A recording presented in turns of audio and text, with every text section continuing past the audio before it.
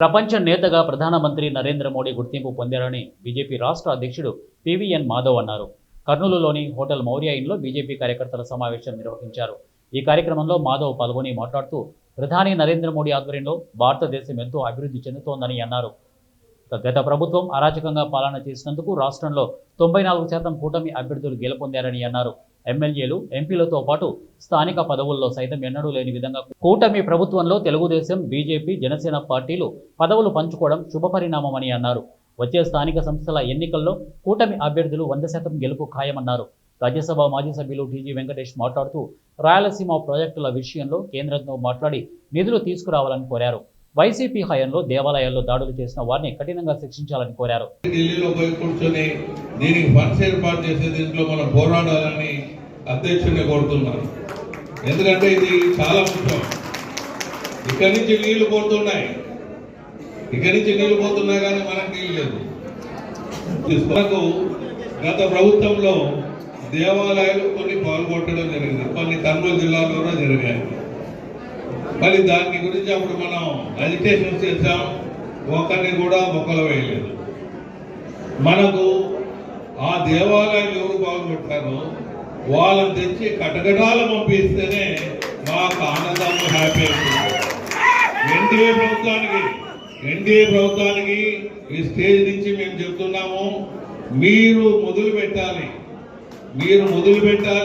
వీళ్ళని ఎవరెవరు దేవాలయాలు పాల్గొంటారో నిందితులు తెలుసు, పోలీసులు తెలుసు, పట్టుకొని వచ్చి లోన వేస్తేనే అది ఎన్డీఏ ప్రభుత్వానికి, అన్ని పార్టీలకు, మా జాయింట్లో ఉండే పార్టీలందరికీ న్యాయం చేసిన వాళ్ళైతే సభాముఖంగా తెలియజేస్తున్నాం. దీని విషయంలో స్టేట్ పార్టీ కూడా ముందుకు తీసుకుపోవాలి. వారు ఎవడెవడు పాల్గొంటారో వాళ్ళకు ఒకవేళ పోలీసు వాళ్ళకి తెలియదంటే పేర్లు ఇచ్చేదానికి మేము రెడీగా ఉన్నాం. తీసుకొని వచ్చి వాళ్ళని కటకటాల పంపాలని తెలియజేస్తున్నారు.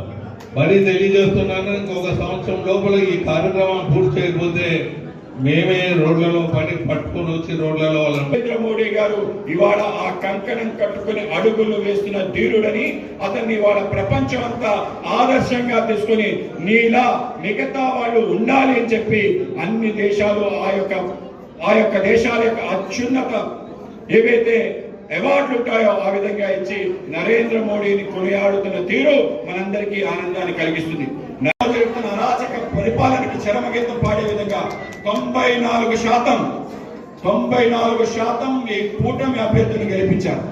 ప్రజలు చూపిన విశ్వాసాన్ని, నమ్మకాన్ని తప్పనిసరిగా రొమ్ము చేయకుండా తీసుకెళ్లే ప్రయత్నం మేము కూడా కూటమి పార్టీలతో కలిసి, తెలుగుదేశం, జనసేనతో కలిసి ముందుకు తీసుకెళ్తాం. మనందరి యొక్క బాధ కూడా తెలుసు. అవును, మన భాగస్వామ్యం మనకి తగిన వాటా రావటం లేదు.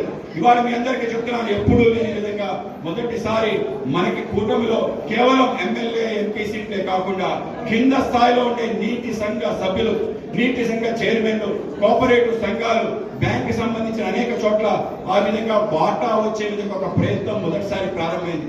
గతంలో ఎప్పుడు జరగలేదు.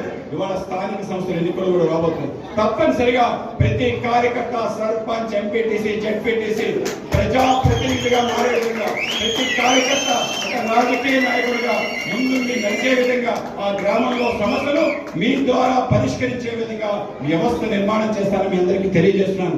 తప్పనిసరిగా అనేక రకాల ఇబ్బందులు ఉంటాయి, కానీ జాతి ప్రయోజనాల కోసం, మన రాష్ట్ర ప్రయోజనాల కోసం మనందరం కూడా ఆ విధంగా వెళ్ళాలి. ఆ విధంగా ఇంకో మాటే లేకుండా మనం ప్రయాణం చేసి ఉండాలి అని మీ అందరికీ తెలియజేస్తున్నాను.